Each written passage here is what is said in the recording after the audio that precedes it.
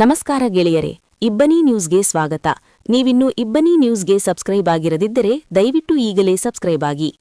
ಹಡಗಲಿಯಲ್ಲಿ ಜೆಸ್ಕಾಂ ಮತ್ತು ಕೆಪಿಟಿಸಿಎಲ್ ಟಿಎಲ್ಎಂ ವೀರಶೈವ ಲಿಂಗಾಯತ ವೇದಿಕೆ ಅಸ್ತಿತ್ವಕ್ಕೆ.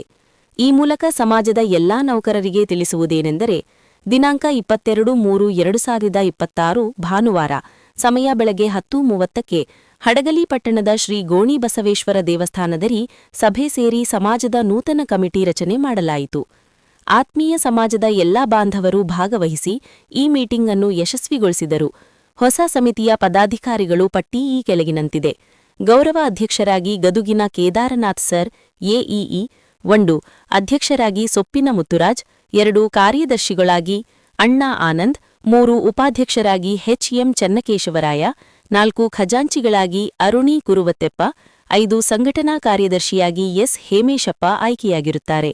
M Kotresh, Halageri Shambhunath, H Siddanagouda, Panchakshari M ಇವರುಗಳು ಸದಸ್ಯರಾಗಿರುತ್ತಾರೆ.